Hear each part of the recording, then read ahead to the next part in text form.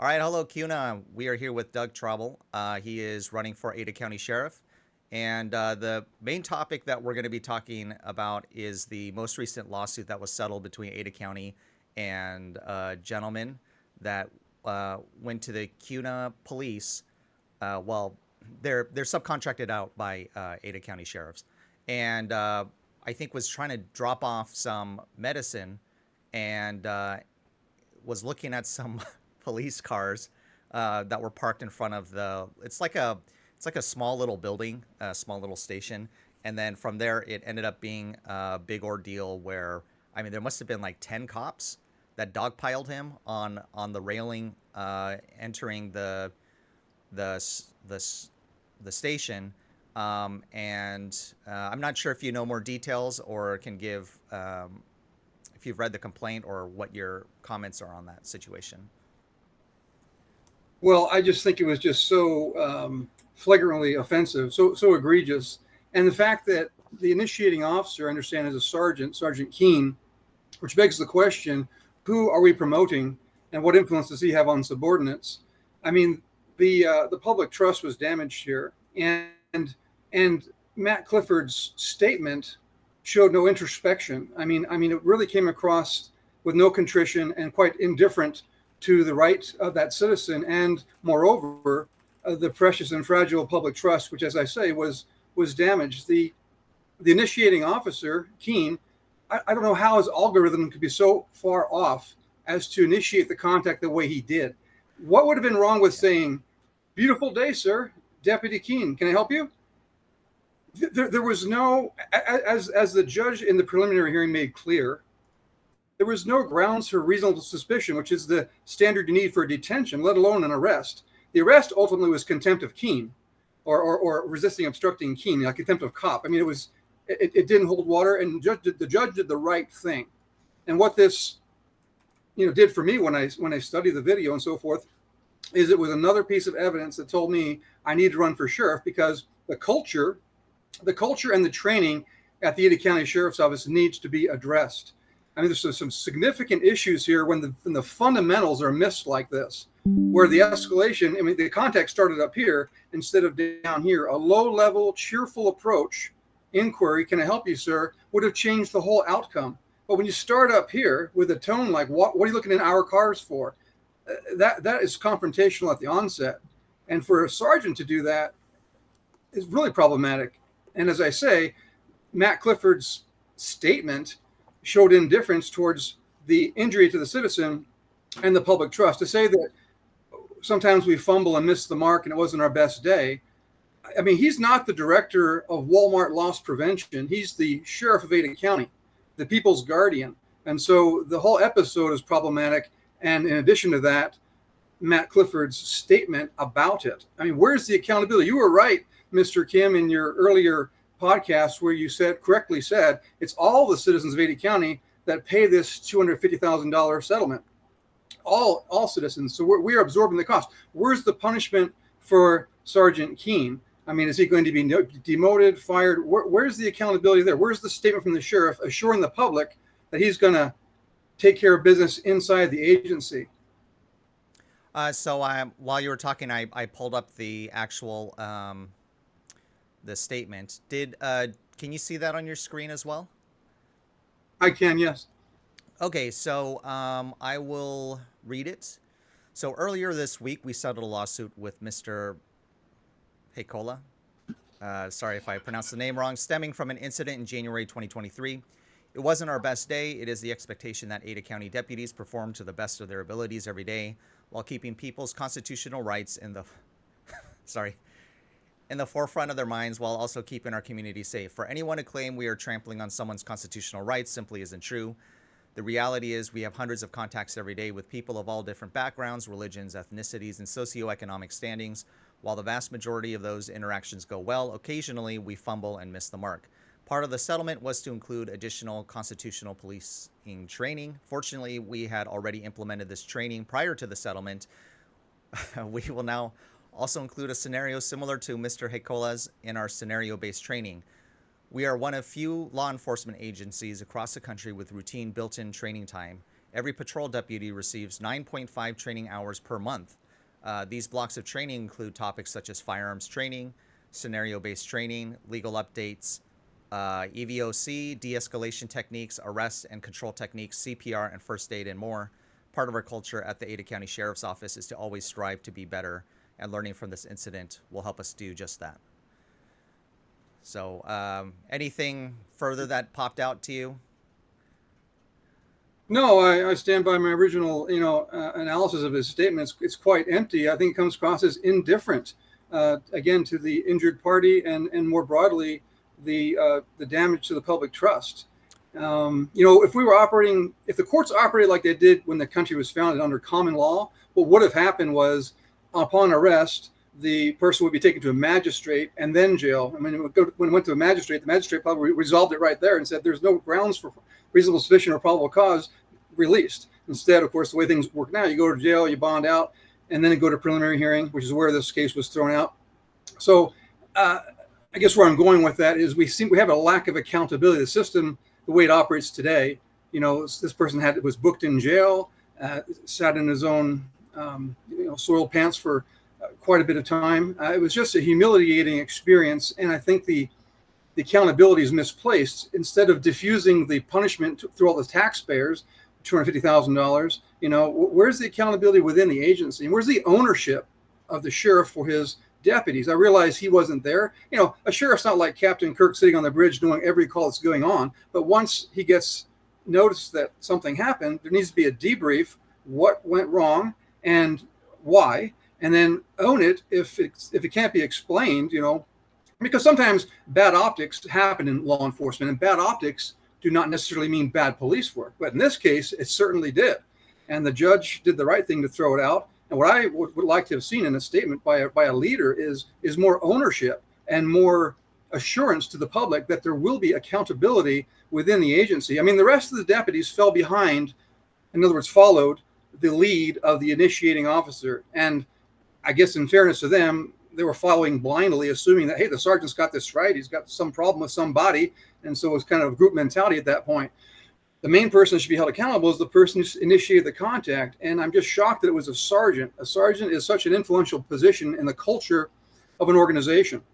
And I don't know how you get the fundamentals that wrong. There are three kinds of contacts in law enforcement: consent contacts, detentions, and arrests. A consent contact, anyone can walk away from. A detention requires reasonable suspicion, which is a set of circumstances that would lead a reasonable person to believe a crime is occurring, has occurred, or is about to occur. And that was the standard that the judge viewed this contact through. That was the lens the judge at the preliminary hearing viewed this contact through, this detention. And he said, you didn't meet that bar of reasonable suspicion. The detention itself was unlawful.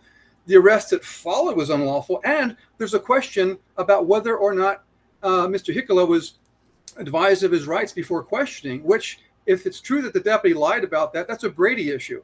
Anytime exculpatory evidence is withheld from, that's evidence that would argue the innocence of the accused. That's a big problem. So that may not ever be determined because it didn't go to the federal court. It was resolved with this settlement. And keep in mind, this settlement is very public. Ada County has a long history of NDAs, non-disclosure agreements, that they make these agreements with the public and with employees. And I never liked that practice because it's not transparent. We're talking about taxpayer money. In this case, we know the amount. I have no idea how many NDAs have taken place, not just with the sheriff's office, but other parts of the county government. I'm just making sure your listeners, your viewers realize that while this is a high profile, incident with probably a short news cycle to it, there are other things that happen in county government that we never know about. And I'll add this to it. Imagine if Mr. Hickola was a black male. The DOJ would be involved, the news cycle would be much longer, and the check would be bigger. Now, it shouldn't matter what race you are when your rights are stepped on, but this is the world we live in. I'm a realist. I mean, this would have been sensationalized, right? Well, constitutionally speaking, there's only one minority in this country, that's you, the individual, right? And your rights only matter if the oath of office matters. And I see in Matt Clifford's statement no understanding or, like I say, introspection of his role in defending your rights. This was egregious conduct by the deputies. And I just don't see how the statement matches the actions. And I don't see enough ownership there. Yeah, I would say if the gentleman was black, they probably would have been a lot more careful, considering the climate. Like, oh boy, especially I think there's what like 1,000 black people, and in Cuna there might be like five, so they would definitely be treading very carefully. Um, what uh, you mentioned the sergeant. What is like the hierarchy set up in Ada County, the sheriff department? Well, from the bottom up, it would Uh-huh. be like slick sleeve deputy, right? And Okay. then you have sergeant, then lieutenant, then captain, Okay. and then sometimes they call it a chief deputy or an under sheriff, and then the sheriff. So that's the hierarchy. Now, in these contract cities, it's actually lieutenant that wears the label chief. And this is Right. I don't want to go too far down this path, but I'll say this: I worked for the sheriff's office back when the first contract city came to exist, which was Eagle, and it became a marketing uh, strategy to sell police services to these smaller cities. And I don't like mislabeling things. I don't like to call a sheriff's office a police department. You know, we have the Yeah. Star Police Department, the police department. No, these are substations. That's a lieutenant running the contract, not a chief. When you call something by another name, it gives that person a misunderstanding of his own role. And like it happened in Eagle, the chief during the mayoral election there between Pike and Pearson said some things they shouldn't have said in an email that affected the campaign, because I'm thinking he probably thought he had some autonomy as the chief to make this position piece in an email that got traction and caused all kinds of problems. You're a lieutenant, you're not a chief. And I'd rather have the car say Ada County Sheriff's Office, City of Cuna, City of Star, Right. City of Eagle. I mean, wear the banner that you were working under. You're a sheriff's deputy. Deputy sheriffs are different than police officers. Sheriffs are different. They're not the same. Now, when you're getting a ticket, it doesn't matter to you as a citizen. It's just a badge and a ticket. You know, press hard. There's 5 copies. You know, but there's a substantial, significant difference between the office of a sheriff and his deputies. Right. The power of the sheriff comes from the people through a mandate of the people, from the people to the sheriff to his deputies. Whereas chiefs of police are appointed by mayors. Okay, so I think the contracts are a good value for the cities, but I think that the mislabeling is problematic, as I explained what happened in the influence of this on the election in Eagle, and so I think we need to call things by their proper name. So here's a picture of one of their police cars. So it says Yeah, just police and then City of Cuna. No mention of. yeah, I would imagine there would be something mention of Ada County. Okay, so here on their badge, they yeah. do seem to say that. But yeah, that does seem to be. In every organization, you have people that have a chip on their shoulder, or they get a little bit carried away with their authority.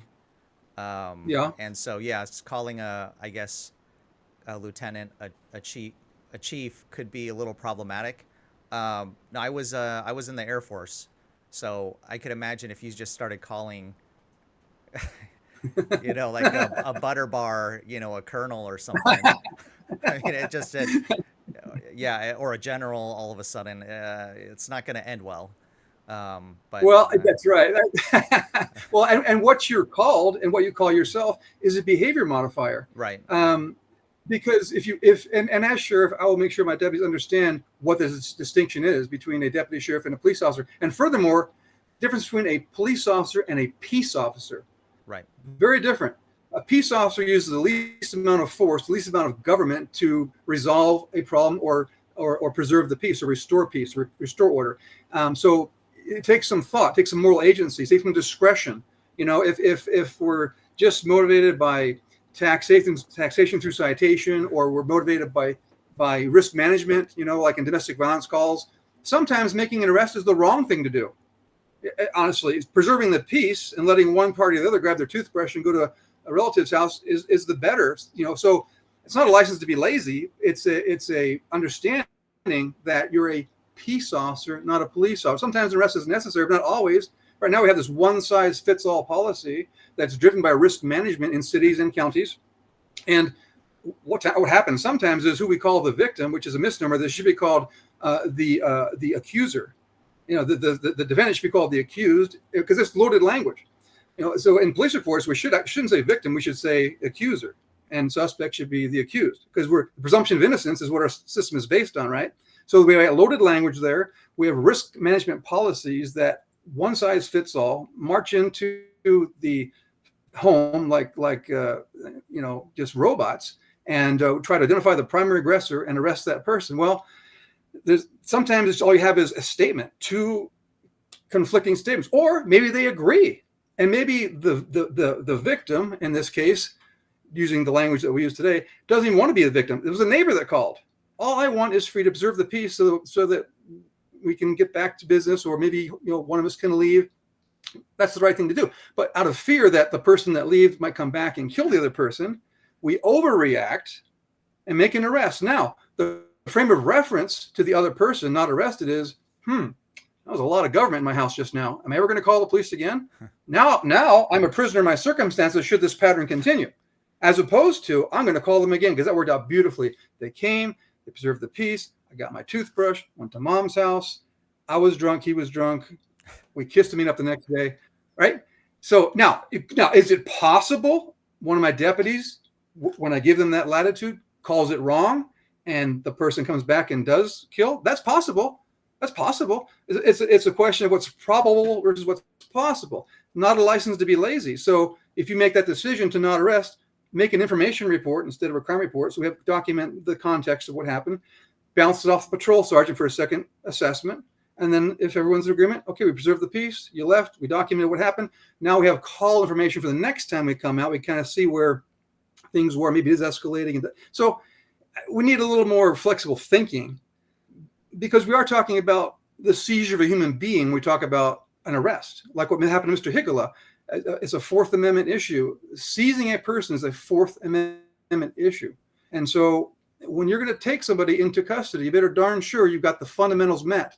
And Sergeant Keene didn't, and the deputies that followed behind him, as you described, got sucked into something that shouldn't even have happened. As I said, beautiful day, Deputy Traubel, can I help you, sir? Right? I mean, okay, he's peering in the window of two parked patrol cars. Maybe he's not, I don't think, but let's say he was a police officer 30 years ago, and it looks like the space shuttle in there now, and he's curious what's in there. Give him the nickel tour, or it doesn't have to be a former officer, anybody, citizen, they paid for it. Hey, sir, what can I help you? Well, I'm here to turn in medicine, but I just kind of look in these cars. Amazing what you guys have in there. Oh, well, let me show you. Open it. I mean, that's how it should have gone. Not this, you're on my turf. What are you doing looking at our cars? That's so immature. And as I say, starting the contact at this level, it can only go worse from there. So you need to start down here. You can be ready for some confrontation by looking open and being cheerful and pleasant in your approach. You can always go up from there, right? It's harder to go down when you start up here, because now you've triggered the other person. And now so this is a cultural issue. This is something that, like in an agency, when you pick who your field training officers are, those are the guys you assign your rookies to. You want to inculcate in those rookies a certain culture of service and safety. I expect my deputies to be safe and control the situation, right? But I also expect you to be mature, have some discernment, understand the fundamentals of search and seizure and policy. Okay, what's reasonable? Graham versus Connor is the case that all law enforcement officers refer to when defending their actions. It's the reasonable necessary standard. And this sergeant absolutely missed it, and it was egregious. And so I really appreciate the opportunity to discuss this, because I think it's very clear. This isn't the only incident. There was an incident in Star. I don't know if you want to get into that or not, but there have been a couple incidents that beg the question about the level of training and the culture of the agency. And Matt, in my view, didn't own it in his statement. So I didn't ask you before, how much time do you have? Because we can talk about those other items. I'm free. No, I'm fine. Yeah. I'll Okay. probably go till 2. Sure. Okay. So Sure. What happened in Star? I am not familiar with that incident. Yeah, there's a really good documentary on it for you or your viewers. It's called A Cry for Help, a documentary. It's on Rumble, and it documents what happened in Star in 2021, I believe. I can't remember the exact date now off the top of my head. There was happened to be a retired police officer from San Diego, called dispatch because his adult son, age 39, name is Jeremy, was in the backyard, in essence, trespassing. And Jeremy is known to have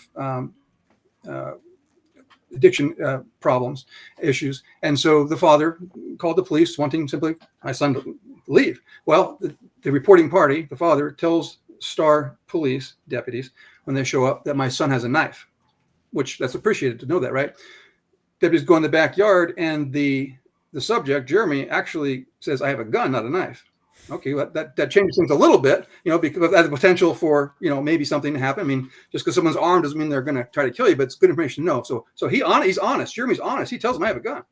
They establish a pretty good rapport initially, and this is all on a video, by the way, that the sheriff's office released for public consumption. And on the video, there's captions going across the bottom for the viewer to read. So this is all produced and released by the sheriff's office, and it's also in the documentary that I'm referring to, A Cry for Help. When I watched that, it was an indictment of negligence by the sheriff's office. So I'll continue to kind of describe what happened, and I encourage you and your viewers to watch that documentary, A Cry for Help, because it goes into much more detail than I will. So the deputies in the backyard actually initially do a good job establishing a rapport with this man. But on the captions of the video that I'm referring to, it says, and I'm not quoting, something like, it was a deputy's impression that the subject was either under the influence or in an altered state of mind, something like that. Okay, so right away, we know that there's cause to separate him from his gun, because it's against the law to carry a concealed weapon under the influence. Or if he's in an altered state of mind, perhaps suicidal, in terms of public caretaking, there's another reason to separate him from the gun. Also, he's trespassing. Also, Terry versus Ohio is a case that allows limited searches for weapons in certain circumstances, and the elements of Terry versus Ohio would have been met in this circumstance. They never separated him from the gun, even though there were all those examples, all those possibilities right there. He's also on probation. I don't know if a term of his probation was that he can't have a gun. That's another thing they could have looked into. Had they taken the gun away from him, they could have run it, and they would have found out it was stolen. They don't do any of those things. They're standing talking in behind a shield. They've got an outer perimeter on the street with ARs. There's a number of officers. Sorry, when you're describing this situation, I want to see if I could pull it up. Maybe I could pull up on some Rumble. images while you're at it. So I'm on Rumble. What should I search for? It's called A Cry for Help documentary, A Cry for Help. I had on Rumble, I had to scroll down. It's on there for sure, but I had to scroll down quite a bit to find it. There it is, right there. You got the top? It. Okay, right there cool. Wow, hour and a half? Yeah, I know. It's a little long, but for sure. Well, maybe I can jump through like the images of yeah. Sometimes you can you might find you find the part where they're standing behind the shield with the gun at the low ready. And by the way, and I'm in this documentary too. They interview several retired peace officers for their take on things, and none of us met. When I finally saw the documentary, that's the first time I saw the other officers and their commentary, and really we all echo each other. We all saw it the same way. Okay, there you are. So continuing, Yeah. Well, so go continuing with continue. this, Yeah, I'll try and find a screenshot. Yeah, thank you. So what I was saying was there was ample cause and authority during this initial contact to separate the gun from Jeremy. And as I said, if they had done that, they would have found that it was stolen, for one thing. But instead, they don't even pat him down, nothing. They talk to him behind the shield. So they're concerned enough for their safety to have a shield, which is fine. But they don't seem to be concerned enough for the public, because they let him walk out the backyard. They tell him, just don't go for the gun, you're good. And the on-body video, you can see him, leave the backyard and go down the sidewalk and walk away.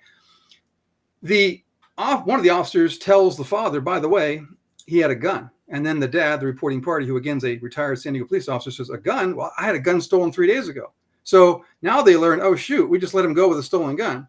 So it takes, I think, about an hour to find him again. And when they find him walking by the Star Merc, the video goes black, but it does show him holding the gun to his head, and then it goes black. And Deputy Woodcock is the name of the deputy that fired his rifle and ultimately killing Jeremy. My analysis doesn't focus on the shooting itself, for one thing, because the screen goes black.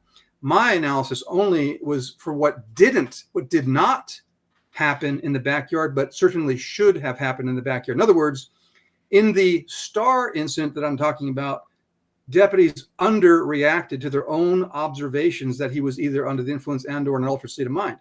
Contrast that to the Kuhn incident where they overreacted. Okay, we have a problem with culture and training here. In the Star incident, they did not investigate their own observations that would have resolved the issue in the backyard where Jeremy was detained and contained. They had an outer perimeter and they had officers on the inside of the yard. It's a fenced backyard. They could have separated the gun from him, found out it was stolen, taken to jail on that, maybe taken to jail on some other charges, maybe a mental hold, whatever. But unless he went for the gun at that moment, Jeremy would still be alive. So that's my criticism of the Star incident. And that's why I say that this video that was produced for public consumption and ultimately used in this documentary is an indictment of really negligence when you're telling the public, these are my deputy's observations, and they don't act on them. They let them walk away. The fundamentals are being missed here.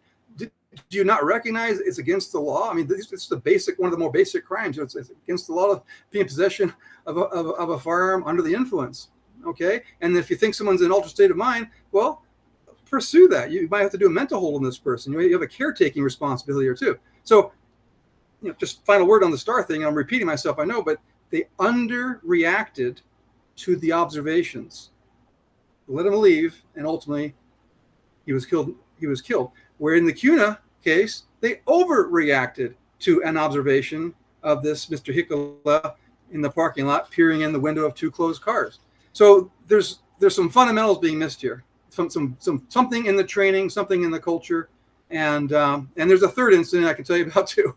Well, the video you mentioned looks like it just was released 2 months ago, so yeah, I'll definitely check it out. What is the other incident?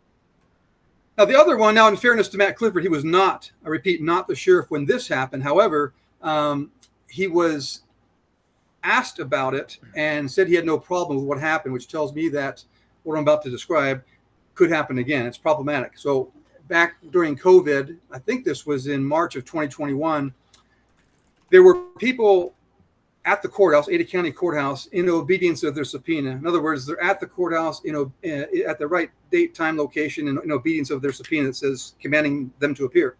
They were not allowed through the front door because they wouldn't wear a mask. These individuals were refusing to wear a mask. So ultimately, the judge, I can't remember his name right now, which one it was, ordered they be arrested for failure to appear. So Scott Johnson was sort of the acting sheriff at the time, because if you remember, Steve Bartlett stepped down under a cloud, and there was a process to replace Steve Bartlett. And the Republican Central Committee had to come up with 3 names to give to the commissioners. And by the way, I was at the top of that list. In other words, I got the most votes from the Ada County Central Committee to be considered to replace Steve Bartlett. Well, politics got involved, and they gave it to the last place guys. In other words, the county commissioners, Rod Beck, he voted with the Democrat, and he put in the last place. So they skipped over the first place guy, me, the second guy, Mike Chilton, and gave it to the last place person, Clifford, who became sheriff. So I mentioned that because there's a precinct committee woman named Jackie Davidson who asked Clifford, and I have an email from her on this if you need to see that, but she asked Clifford, do you have any problem with citizens being arrested for, in essence, not wearing a mask? It was failure to appear at the courthouse. And he said no.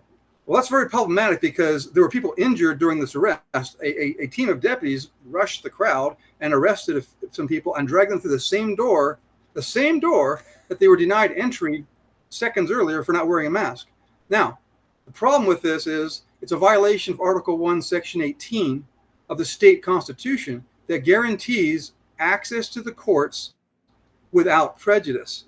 Now, if my medical choice is not to wear a mask and you're making me wear one, you're being prejudiced against me. I'm here in obedience to my subpoena, and my constitutional right is to be taken to court. Under a Traubel administration, my deputies would know that their oath is not to the judge. Their oath is to the state constitution and the U.S. Constitution. And the correct course of action would not have been to rush the crowd and arrest these citizens, but rather to take each citizen arm in arm, deliver them to the courtroom in obedience of the subpoena. And if the judge didn't want to hold court because he was afraid, because these people wouldn't wear a mask, then that's on him. But to arrest them for failure to appear is offensive to my oath. And the oath, it really is so important, and yet so few anymore even understand it. So few sheriffs understand why they take an oath, what the oath is, what it looks like in action. And most deputies, they can't tell you what the Bill of Rights are. They can't tell you the 5 things the First Amendment guarantees, or any of the 10 First Amendments, the Bill of Rights. So that's part of a cultural evidence to me of a cultural problem there. So we talked about the Kuhn incident, we talked about the Star incident, now we're talking about the courthouse incident. And the Constitution was very much in play there, and it was stepped on, just like it was stepped on with Mr. Hickola. Okay, and in the Star case, I mean, the most tragic of the 3, we had a loss of life that, in my opinion, could have been avoided if more had been done in that backyard. So again, training, and culture issue here are these 3 incidents.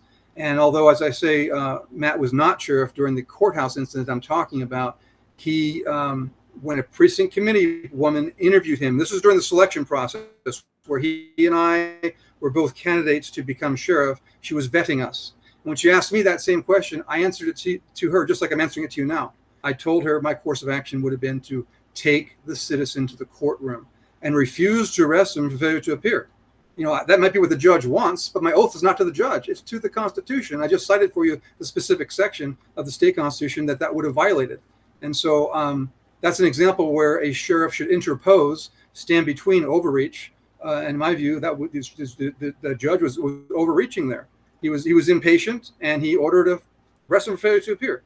Well, there's something called the doctrine of lesser magistrate, and that in essence says that a lower level of government should stand up to a higher level of government when fundamental rights are being stepped on. And so my deputies, I want to have the courage to do that. And when in doubt, call your sheriff. Call me, and I'll tell you, because I'm supposed to be the people's guardian as sheriff. The people's guardian. They're my boss, not the judge. And if I get it wrong, okay, well, I get it wrong. I'd rather err on the side of freedom and the citizen. As I said earlier, that the true minority, the only minority in a constitutional republic is the individual. I've never subscribed to group rights or special rights, and that whether that's corporations and organizations and associations or political groups, right? It's simply a matter of it's a citizen, and their rights are being stepped on by this order. They're at the courthouse. You're not letting them through the door. And you're going to drag them to the same door without a mask? Well, this is absurd. The whole thing was absurd. Yeah. And so, I mean, to me, these are glaring things. Now, not everything's black and white, but in these 3 examples, and we have the benefit of hindsight being 20/20, I realize all that, but these are the kind of things we should be learning from. And while perfection is the wrong standard, because we're all human beings, we're not perfect, but perfection should be the trajectory. We should always be improving and debriefing and owning our mistakes and guarding that public trust, which is fragile and precious. The public trust is fragile and precious. Now, I'll add one more thing. Every contact that a law enforcement officer enters into either builds or erodes that trust. And one of the variables in how that contact ends is the officer himself. Now, go back to the Kuhn incident, how that started. It wasn't, beautiful day, sir, I'm Officer Traubel, can I help you? No, it was, we looking at our cars. I mean, let's start there. So that was a variable, a vibe that was brought into the contact that was, hostile, right? So now, cops are human. They might have a bad day. Okay, well, it's up to the public whether they give them grace or not. I mean, I give a lot of grace even when I was on the street. I didn't write everybody a ticket. I give a lot of warnings. Sometimes, I mean, you don't know when you pull someone over. Maybe they just got told they had cancer, or their loved one does, and now they're pissed off at you because they got pulled. They're not really pissed off at me because I stopped them. They got so much stress on them. I don't know what's in their head. They don't know what's in my head. It's. So again, I have to police myself on the contact and not let that person escalate me. Unless I feel a real concern for my safety, then we get into Terry versus Ohio. I mentioned that earlier, where I might be able to do a limited search for weapons. If I have the person detained, I believe they're dangerous, and I believe they're a threat. And under those 3 circumstances, I can then pat them down for weapons. All right. Short of that, I can't. So I just kind of have to be alert and aware. And so it's a culture issue. It's a culture issue, and it's a training issue. For your viewers, I'm happy to give them a free PDF copy of this book I wrote can they do that? How police get around the Fourth Amendment? Because I so believe in the importance of not only the citizen knowing their rights, of course, but law enforcement knowing the rules of engagement, so to speak, with contacts. I mentioned earlier, consent, contacts, detention, and arrest. It's all covered in here. It's all case law. And then about half the book actually is an excerpt from another book I wrote called Red Badge, a veteran peace officer's commentary on the Marxist subversion of American law enforcement and culture. That's a mouthful, I know. But so half the book, it's only half as thick as it looks. Half of it's an excerpt from the other book. But I think this is, and again, free. I don't write these books to make money. I write them to educate the public. And so if you, in fact, if they emailed me, I haven't memorized this. It's in my campaign email. I should know it. Is dougforsheriff@proton.me. dougforsheriff@proton.me. If your viewers email me, I'll send them a PDF of this. I think it's essential that we have an informed citizenry, because a police state grows on the ignorance of the people. And while I believe in being proactive in fighting crime, and more important in that, to my oath, is defending the constitutional rights of the people. Yeah, also, I'm putting up here your website, dougforsheriff.com. So, oh, thank you. Guessing they would be able to reach you through the social media channels up here as well. Right, yeah, on Facebook, exactly, yep, and Twitter, or X, I guess now. So I'm curious about what happened regarding the Ada County politics. It's been well documented recently about how much more conservative, the central committees or the precinct committeemen tend to be versus the mainstream population. And so yes, I could see a situation where the central committee would vote overwhelmingly for one candidate, and then the elected officials or the electorate, they just choose someone completely different. They're like, yeah, thanks for the recommendation, but we're going to do our own thing. Who was at that time? Who were the three commissioners at that time? Ryan Davidson, who's still there. Yeah. Kendra Kenyon, right. Democrat. She's gone. Yes. And Rod Beck, who's still there. So okay. So Rod Beck was basically, there's no way I was going to get the Democrats' vote. There's no way. And honestly, so these were public job interviews in the commissioners. Right. I don't know what you call it. I mean. And so. Yeah.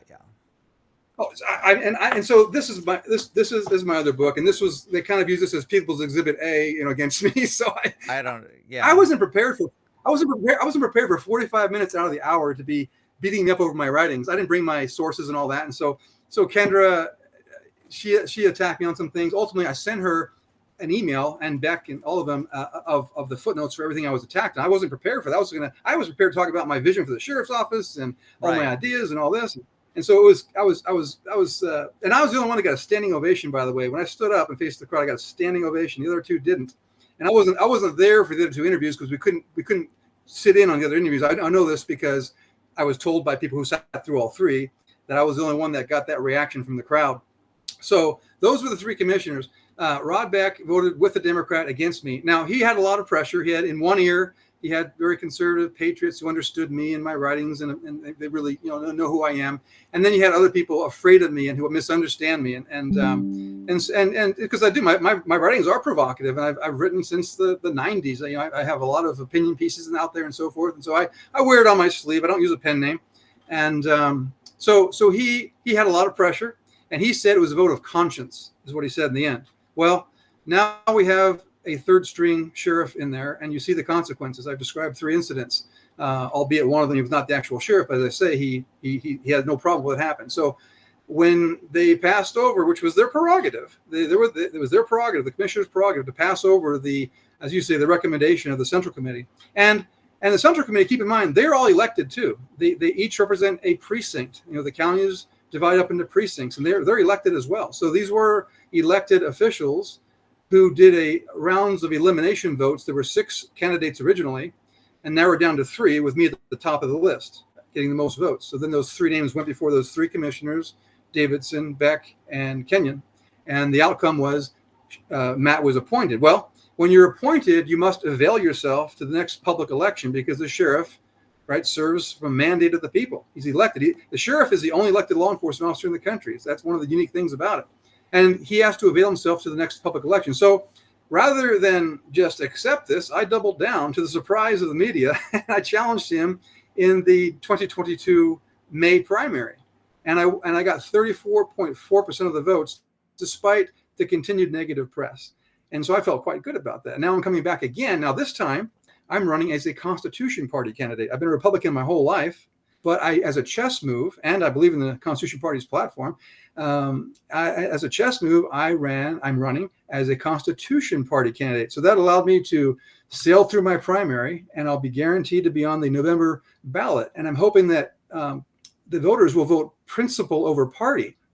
Too many people treat their party affiliation like a religion, and human nature is another component of this. Many people, maybe 2-3 days before the election, they get online and they say, "Who's running for sheriff?" "Oh, this guy's got R next to his name. That's my guy." They don't. Too many people are not engaged, unfortunately enough. So, but I think I'll get a lot of independent votes. I do have a lot of support in the Republican Party, including the Central Committee still to this day, particularly ones that were there when this happened way back when I was the preferred candidate, and they were very upset by that. So we'll find out in just a few months here. November 5th, not that far away. I'm hoping that people will learn more about me, between now and then. Read my writings. I have a lot of op-eds, like on the Idaho Dispatch, an online newspapers. A lot of op-eds in there. My website. Thank you for sharing that. And again, of course, I'm happy to give this free PDF to your. It's a dry read. This is a dry read, but it'll make you a smarter citizen. And so I'm happy to share that. Okay, great. Yeah, I mean, even you writing back in 2016, I'm sure you were seeing this. When did the idea of this book start coming to you? Like, when did you first start noticing these issues that you talk about in the book? I love that question, because that book took over 20 years of research, but it came from other writings that I did. So I began my law enforcement career in 1984 in San Diego County. There's a city called Chula Vista, which is 7 miles from the Mexican border. And so I was quite young back then, and I got my degree in political science with an emphasis in constitutional law and a minor in the Spanish language. And I was into martial arts, and I was very fit and all this. And I became a reserve officer first for Chula Vista, and eventually they hired me full time. But while I was still reserve, I was trying to get in somewhere, because they weren't my own agency wasn't hiring yet. But I was earning a reputation as a reserve officer, a very good reputation. But I wanted to get in somewhere, so I applied for an agency that doesn't exist anymore. It was called the San Diego County Marshal's Department. Now the sheriff took it over, and I went to follow up on my application. I remember the lieutenant's name, Lieutenant Collier. I'll never forget her. And I said, Lieutenant, I'm just here to check on the status of my application. And she said to me flat out, "We are not hiring white males." And I thought to myself, I thought to myself, wait a minute, I'm bilingual. Wait, my degree. What year was this? This was probably, 84, probably 85, 86 right now. Yeah. They were already doing that. Yeah. Okay. And then my roommate, he went to apply for LA Fire Department. Same thing. And I'm thinking to myself, where's this coming from? Why does merit not matter? Why am I being punished for what I look like?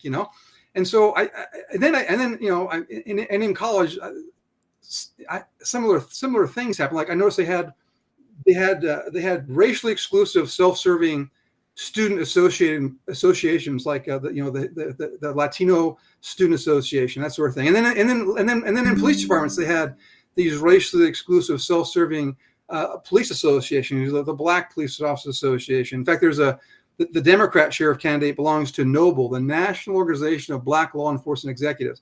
I don't like anything that is racially exclusive and self-serving that's political in nature. You're not going to understand cultural organizations. I have no problem with that. I used to belong to the Edelweiss Club. There's a benign club, or there's the Basque Center, and those are beautiful things. Don't get me wrong, but it's just that things that are, that are self-serving for political ends really concern me. And so I'm like, where is all this stuff coming from? I'm seeing examples of it here, examples of it there, and I feel like I'm being punished for my positions in my papers in college. So I just started digging and discovered the Frankfurt School and of course Karl Marx, whose real name was Moses Mordecai Levi, and just I started just reading and writing and collecting these papers that I'm writing to give me clarity. And eventually I thought, you know what, I need to share this with my neighbors, my friends, my family, because we don't know what we don't know. And the public school system is not going to tell us much of what's in my book, Red Badge. I won't go down a whole rabbit hole with the book, but things in it have been taken out of context. And that's why you'll hear, if you Google me, anti-Semitic, racist, misogynist, why they say that is they take it out of context. The racist comment comes from, I talk about the demographics of crime, victim offender demographics. It's all DOJ data. The anti-Semitic comment comes from chapter 2, where I talk about the history of the Soviet Union. It's objective history, but because in public school we're not taught real history.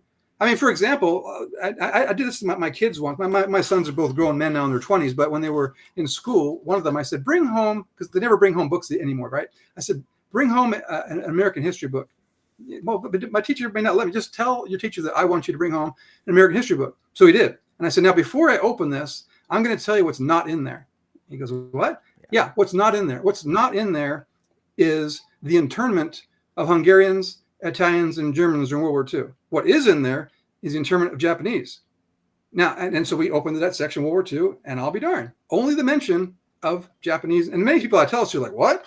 I don't know if you knew about that or not, but a lot of people don't. Most people I talk to don't know that there were 4 groups interned. Now, why is our history airbrushed? And so there is an agenda to turn Americans away from their history. Now, there's warts in our history, and I talk about that in our book. We should know about the warts, right? But in world history, this is the greatest country ever with the most social mobility for any race, and now women too. I mean, it was an evolution. Blacks were 3/5 of citizens at one time, right? So we should all know that stuff, right?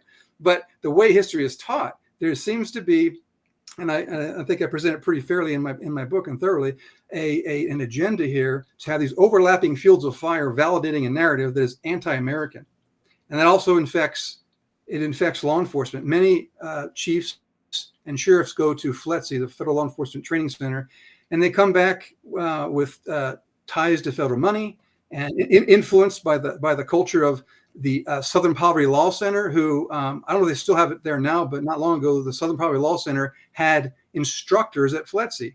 Now, the Southern Poverty Law Center is a Marxist organization. It used to be run by Morris Dees. I don't know who runs it now. I haven't checked in a while, but so not only has Marxism influenced public education as a whole and changing how citizens view our culture, our history, but law enforcement as well.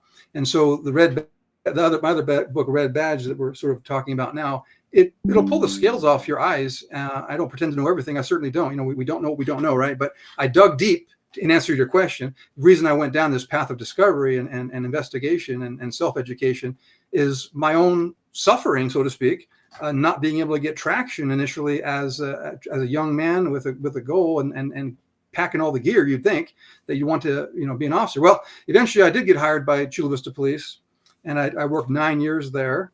They sent me to the San Diego County Sheriff's Academy, Patrol Academy, and that's where I developed a reverence for the office of sheriff and understanding, because I was there was 2 city cops, me and my partner, and the rest were all sheriff cadets in the auditorium when the sheriff himself came in, Sheriff John Duffy at the time, San Diego County Sheriff at that time, 1986. And he talked about the authority of the sheriff, the unique roles, responsibilities, jurisdiction, how it differed from federal and state law enforcement. And I thought, this is fascinating. The right person in that position can do a lot of good. And so 9 years later, I'd been involved in a shooting down there in San Diego, and they tried to turn that into a racial thing. I got passed over for promotion by the president of the Latino Police Officers Association, when if you compare his resume to mine and accommodations and all that kind of stuff, I was I just eclipsed him. But politics, and I'm thinking, here we go. I need a fresh start. And so my buddy, who I went to the academy with, he was coming up for a interview with Fish and Game. I said, hey, Joe, can I tag along. My fiance, after the shooting, decided she wanted to be married to a cop, so that was a negative thing. Got to pass over for a promotion by someone less deserving. That was a negative thing. The shooting itself, of course, was a very negative thing. And I'm like, I just kind of need a break. So I tagged along, and I come up to Ada County. There's no graffiti on the fences. I'm like, whoa. Yeah. Wow. And then had this thing called Rake Up Boise. What? And then I learned like Paint the Town. I learned it's such a healthy community. It's like people are so kind and thoughtful and friendly. And I'm like, wow. And they don't screw your order up at the drive-through because everyone speaks English. And it's like, man, I'm like, this is amazing. These are small indications of the quality of life. And I'm like, I'm going to apply. And I'm going to apply to be a deputy sheriff, not a police officer. Deputy sheriff. Because police officers, the main distinction is a police officer is really private security for a municipal corporation called a city. They're a luxury. Sheriffs have to exist by state constitution. All 44 of Idaho counties have to have a sheriff. And they are the chief law enforcement officer in the county and in this country.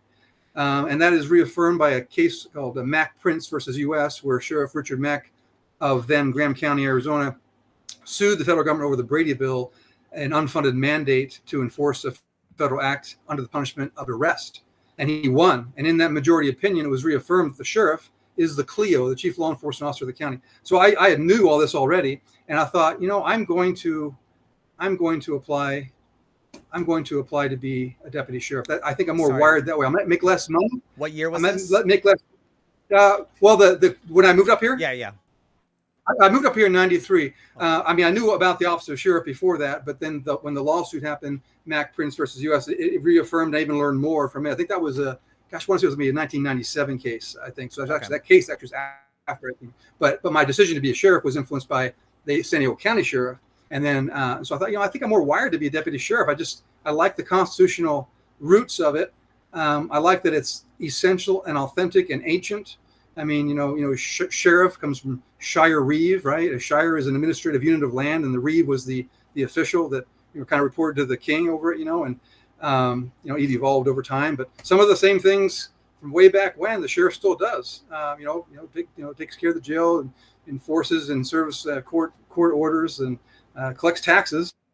Don't like that part of it, to be honest with you, but and enforces the law, and the way the law is enforced matters. Going back to those three examples I gave you, and what is the law? The law is the Constitution. The law is the Constitution. And when other lesser laws that are passed by the legislature run up against this, then the oath that I'm required to take comes into play, where I should interpose, meaning I should physically stand between the person and the overreach. You see, if you read the Constitution where it talks about the oath, why would it be that a sheriff has to take an oath? Well, if you think about it, he's closest to the infringement. He has a front row seat. So that's an absolute perfect place for the doctrine of lesser magistrate to be asserted, where I stand between the citizen, the only minority, and the overreach, and I push back and say, no. I realize it's legal, this law was passed, but is it lawful? Is it lawful? And who am I to decide? I'm not a judge, that's right, but I have an oath. So the oath requires me to make that real-time decision. And if I'm wrong, fine. I'll be wrong on the side of the citizen and liberty. And that's important, and it's lost. And I like to teach it to my deputies and other sheriffs. And I want to take root across this nation. There's an organization called the Constitutional Sheriff Peace Officers Association, which is run by Sheriff Richard Mack. I mentioned that name. He's the one that, along with 6 other sheriffs that sued over the Brady Bill, he started that organization. I belong to it, and they educate other sheriffs and police officers, peace officers, and it's so important because in my book, The Red Badge, I do make the argument that we are evolving towards a police state. Even Barack Obama in 2009, in a speech in Colorado, talked about the need for a civilian security force as well trained and equipped as the military. Well, think about the Praetorian Guard in ancient Rome. Think about the Stasi in East Germany. Every authoritarian government has an internal security force. I don't want that to ever happen. And the office of sheriff is the last line of defense against that. I mean, he has the authority to call up the people, right? So if something I can't handle with my 160 patrol deputies is too big, I can call upon the people. I can call as many inhabitants of the county as I need to support me. So if the ATS can come down to CUNA and take people's ARs, right? I'm going to tell them no. And if they push it and don't have enough deputies, I'm going to call the people, because I took an oath not to the ATF. I took an oath to 2 constitutions. And Article 1, Section 11, by the way, the state constitution forbids gun confiscation and registration. So, if the people want a sheriff who understands the Constitution, understands his oath, understands how to be proactive in policing without stepping on your rights, and who will own his conduct and his deputy's conduct. I don't offer perfection, but I will own what my deputies do, and I'll hold them accountable. And I expect to be held accountable. If you don't want me in office, if after this 4 years, then don't vote for me again. But I'm going to do what I think's right, and I'm not going to be influenced by political correctness, social justice, DEI, and all that stuff. I mean, at the sheriff's office, they teach implicit bias training, which does not reveal some subconscious bias. It insists you have it. So when you're sitting in class, they give you these scenarios. And then how does that affect you when you go in the field? I'll tell you how it affects you. You see suspicious behavior. Let's say it happens to be a black male acting suspiciously, like what would be a righteous contact, unlike what happened to Mr. Hikola. Let's say actually, someone's he's got burglary tool in his hand. He's trying car doors, whatever, right? So we had a circumstances that would justify detention. Well, I might think, well, you know what? I might survive this contact, but will I survive my administration? Yeah. Right. So what do? Well, you drive around the corner, you drive around the block, you come back and take the report later. Much safer for your career. So that is something that needs to be removed and replaced with the gold rule. I think it's Matthew 7:12, the golden rule: do unto others. Right. So it's as simple as that. I mean, I'm going to eliminate that ridiculous topic that destroys the proactive mindset, and I'm going to expect you all, my deputies, to act like the person you love and respect the most is sitting next to you at all times. And you treat people how you want to be treated, and make sure you're addressing behavior. And if that behavior just happens to be one of the classes that the narrative says are abused and oppressed and all that, well, you're addressing behavior. I've got your back. And if it's bad optics, I still have your back, because it's a confrontational job. You're telling people no. No, stop, constantly. No, stop, right?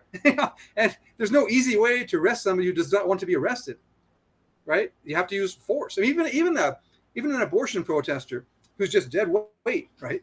I mean, you might take some pepper spray and put it under the eye lobe to irritate them and try to get them to release their hands from the chain link, right? And if that doesn't work, then maybe a pressure point, then maybe something more severe, and then maybe a strike to the common peroneal nerve. It all looks bad, to the people filming it, but you're trespassing.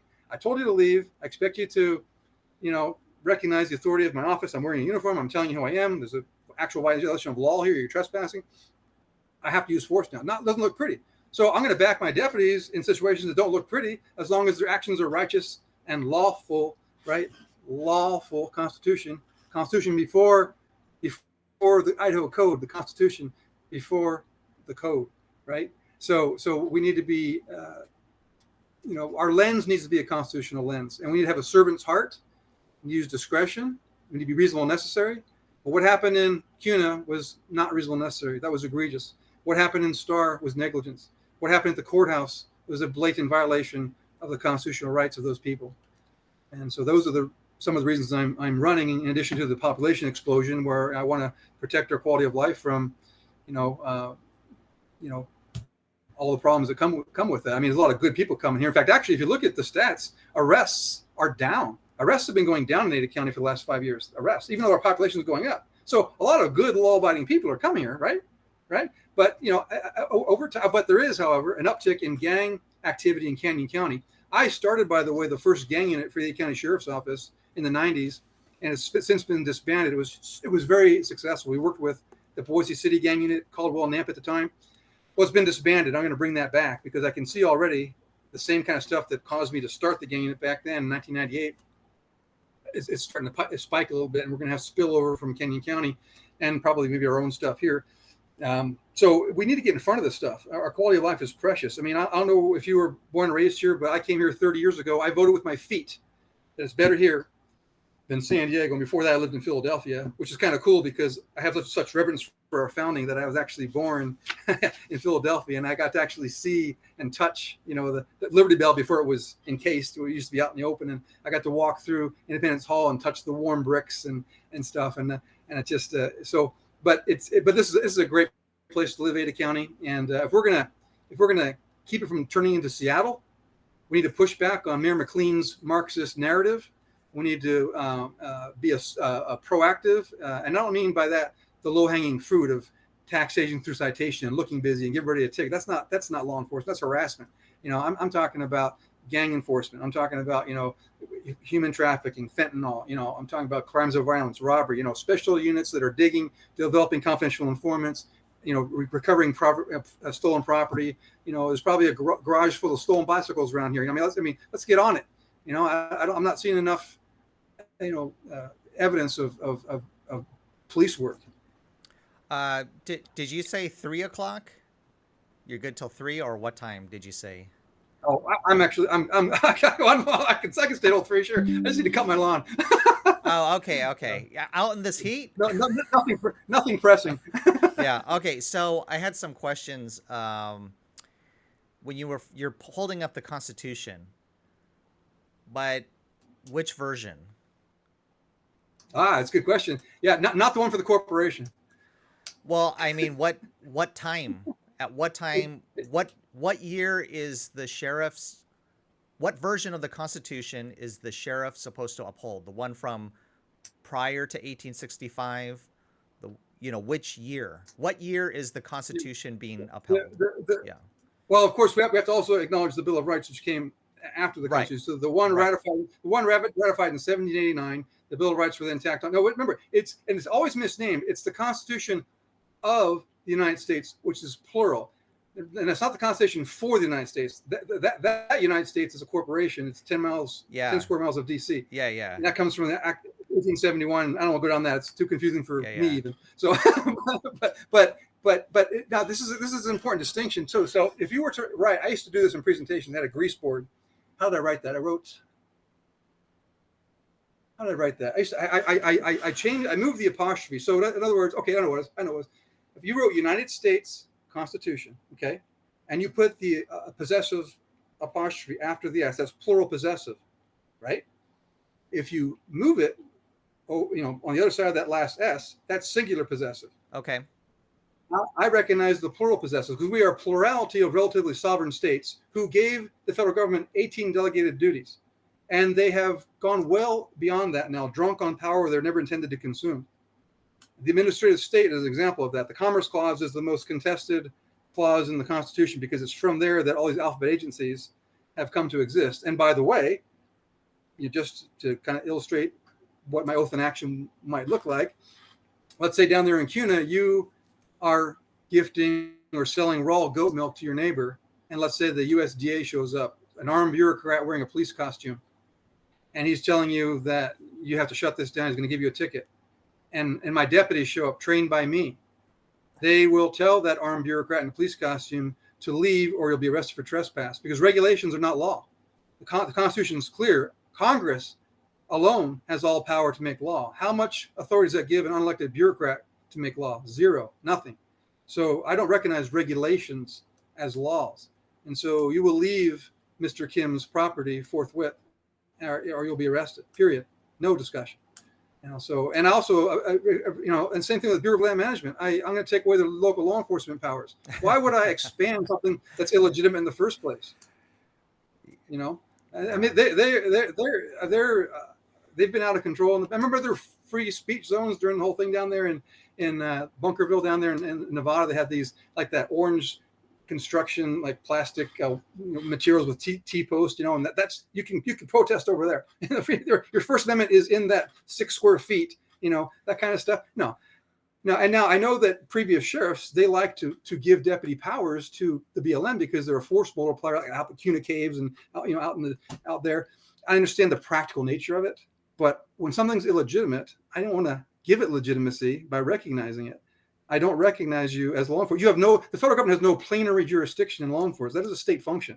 Now, if it's on territory that's exclusively federal, like a post office, a federal courthouse, a military base, then yes, you have primary jurisdiction. Other than that, and 40% of Ada County is federal land, but it's proprietary jurisdiction, which means that the sheriff has primacy in enforcing the law, not the federal government, with those exceptions I talked about, areas of exclusive control. Gowan Field, let's say, the federal courthouse, right? Post office, right? I have no say. It's yours, right? But how you enforce law matters. As with me as your sheriff, I expect you to go through me, FBI, before you kick a door in, unless it's at Gowan Field or the post office, right? Or, you go through me. I'll make sure you have the right house. I want to make sure it's an actual warrant signed by a judge, right? The FBI is out of control, all right. And so again, my oath requires that I protect the people, that I am the go-between. They've hit the wrong doors before. Local law enforcement's done that too, but why increase the odds by giving them free reign, right? You check in with me. In fact, I may know the person you're going to go arrest. Maybe I can handle it with the least amount of force, or maybe when my deputy has a good rapport because we've been to the house several times. Maybe I can just talk the person out, right? I mean, because they tend to, everything's a SWAT operation, for the FBI. Ask Peter Navarro, or was it him? Yeah, well, I think it was Peter Navarro. Was it him? No, it was the other guy, Roger Stone. Peter Navarro turned himself in. Roger Stone, the FBI tipped off CNN. They had all these satellites and trucks there, and they filmed the team going up to the door. And it's elderly man inside with no resist. It's just all for optics to intimidate the public. So, are there good people in the FBI? I'm sure there are, but the leadership is. I don't like what I see. And a sheriff has a responsibility to protect the rights of the citizens. And I can work together with them as long as what they're doing is above board, necessary, reasonable, lawful. So I'm not wanting to go to war with other agencies, but I am the people's guardian as potentially as your next sheriff, and that has to mean something. I mean, the people have to have confidence that their sheriff can be relied upon. I mean, you look at the sheriff's website right now, there's no definition, really, a meaningful definition of the sheriff. So therefore, the people have no real expectation of him. If they understood what the office is about, their expectations would be higher. And then the sheriff himself would feel the burden of delivering. And that's a burden that I want to have, because it's an important responsibility. If we're going to continue to be a constitutional republic, then dual sovereignty needs to matter. That line between federal and state. Sometimes the federal government is supreme to the states if it's in those 18 delegated, powers, and other times the state is superior. I mean, so who sort of watches that? Well, anyone who takes an oath should be that person, right? The sheriff is ideal because he has deputies in the field and is closest to these interactions and enforcement. And so you look at Ruby Ridge. Now, did you say how old are you? Were you here in the? How old are you? You look pretty young. 40s. Okay. 40-ish. Well, back in, and this was before I moved to Idaho, so I want to say it might have been like 1990, something like that. Have you heard of Ruby Ridge up in northern Idaho? Yeah. Okay. Yeah. So, I mean, there's an example there. The sheriff should have said, look, federal government, we will monitor Randy Weaver's cabin, and when he comes down the hill to get some milk, we'll pull him over on a traffic stop, and we'll take him into custody for you. Instead of laying siege to his house with military rules of engagement and shooting his wife, holding a 9-month-old baby in her arm, and the son and the friend and the dog. I mean, it was just absurd. That's an example of a sheriff that did not interpose, right? He could have worked with the field and said, look, I understand. Okay, looked at the warrant. Okay, you got a warrant, even though the charges we learned later were just ridiculous. But okay, so this is signed by a judge. Okay, I don't know what's behind this, but I have to trust it's signed by a judge. It's a warrant. I'll take it from here. And we'll get him in custody for you. I mean, but I think what happens is a lot of sheriffs get federal money, and they're worried about maybe that spigot being turned off, or they're intimidated, or they don't know what's required of them by their oath. They don't know what their office really requires of them, and so these are the things that I understand, and I don't want to come across like I'm not going to sort of play well with others. But when you're talking about stepping on people's rights, I take it seriously. I'm going to honor my oath, and I expect the federal government to honor theirs, and the city government, and the state government, and so as long as we're clear on that, then we'll all be professional and constitutional, and accountable. I mean, even the question about what is constitutional or not is something of debate between each individual. Even, for example, the Second Amendment. I mean, you go on any sort of internet forum, and you just see the debates, and each side, they're saying their side is the constitutional side.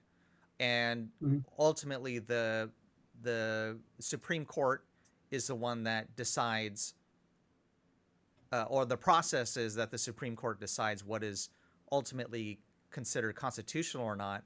But then, can you have sheriffs that disagree with the Supreme Court? Or are they under the jurisdiction of the Supreme Court in interpreting whether something is constitutional or not? Yeah, you could disagree with the Supreme, because the Supreme Court does not make law. That's not their job. Okay, their job is to measure law. That's what's called a ruling. Measure law against the fixed standard of the Constitution. Of course, the Second Amendment is in the Bill of Rights attached to the Constitution. So, to answer your question, if, in my opinion, let's say the Supreme Court ruled that no one can own ARs anymore, which, by the way, Exactly. to any people, let's just say AR does not stand for automatic rifle. It's Armalite. It's a brand, and people think, the liberal media, I call Channel 7 Pravda, which was what in the Soviet Union, the media was called Pravda, which in Russian means Yeah. truth, Yeah. ironically. But a lot of these local, they think AR means assault rifle or automatic rifle, Armalite. Oh, it's a brand. It's a brand. So let's say that the Supreme Court does say that citizens cannot own those rifles. Okay, I would interpose on my oath, and I would make an argument. I would make an argument based on, and I have plenty of resources from the founding and so forth that Sure. explains that so I would stand on my oath now. So then that would force then a reaction. Now, hopefully that reaction is not violent. Just send the U.S. Marshals and FBI into Ada County, but hopefully it's in the courtroom. I'm standing on my oath. You're because in that situation, the federal government through the Supreme Court, on your question, is forcing me to decide between my oath or enforcing something that I see as unconstitutional. No, I'm not a judge, but the doctrine of lesser magistrate is precisely that point. A magistrate doesn't mean judge in the common law definition. It means an official either appointed or elected, and there are lower officials and higher officials, right? So I'm sheriff. I'm that old language. I'm a magistrate. I see what seems to be an infringement on the rights of an individual for a long-standing right that we've had, and it's really a natural law too to defend yourself, right? And it's actually tied to the Second Amendment of the Constitution. And they're saying, wait, suddenly you can't. For the longest time we could do this, now we can't do this. So I would interpose, and I would suffer the consequences that I suppose. I either win the discussion or I lose the discussion. But I would always step in anytime I believe that there was a constitutional argument to the contrary, particularly when rights are going to be stepped on.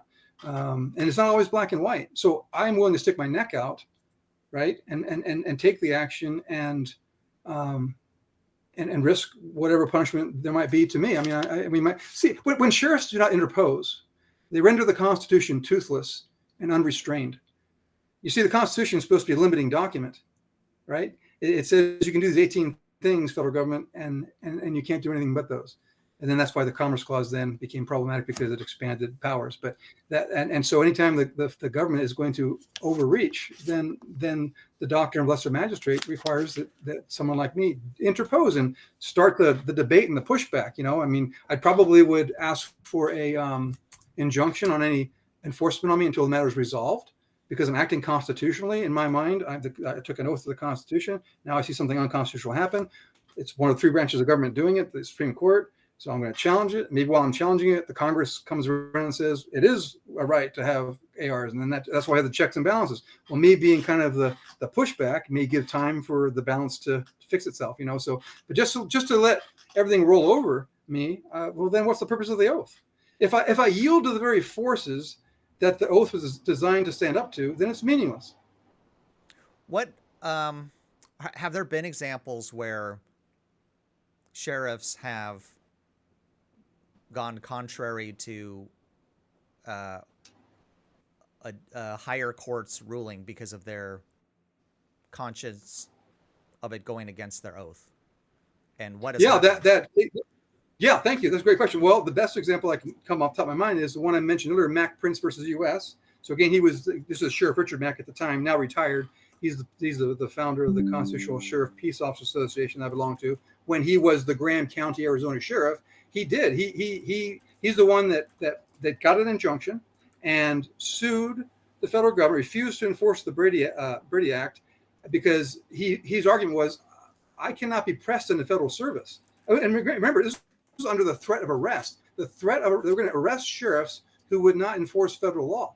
Well, we have dual sovereignty. This is a federalist system. We have the diffusion of power and the separation of power, right? We have three branches of government. We have federal, we have state, right? Counties are subdivisions of states. I mean, there's a lot of it's not. We don't have consolidated power for a reason in this country. Our founding fathers were brilliant, and so that's an example there where a sheriff identified this overreach and to your point, did precisely that. Said, not only am I not going to enforce this, I'm going to sue you, standing on my oath, because you, federal government, have crossed the line of dual sovereignty. You are trying to act as though you're a dictator, and he won, and it was a powerful case. I think I have it somewhere around here, but I know I have it. I mean, it doesn't matter, but I have the whole case and the majority opinion, Right. and it's a very powerful case. And it's something that every sheriff should know. Now, sheriffs don't have unlimited power. I don't want to come across like sheriffs are the king of the county. No, but they are unique, and if they don't stand on their oath, then the citizen shrinks.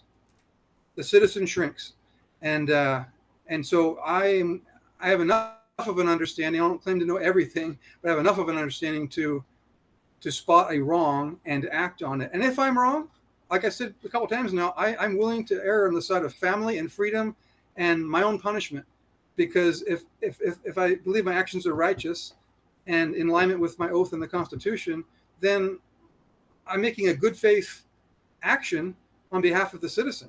And how can that ever be improper, even if in the end my argument's not right? Okay, I'll own that. Okay, I in good faith, really, this was my argument. This is why I did it. Okay, then I'll take my lumps, whatever that is. Whatever that is. I mean, thankfully he won, but if he lost, could he had faced jail time? Yeah. Okay. Yeah, because that's how. Yeah. And I'm willing. Hey, look, I can run the sheriff's office from a cell. Just bring me a laptop. Wait, I thought in the prison they don't give you internet. They don't let you do that. So, yeah, I guess that would be the hindrance, because I mean, we're definitely in a time period where everyone has their own interpretation. It's almost like Protestants versus Catholics. Everyone's their own Supreme Court. They're their own Supreme Court. I believe, and even you have incidences where there's like the sovereign citizen kind of concept, where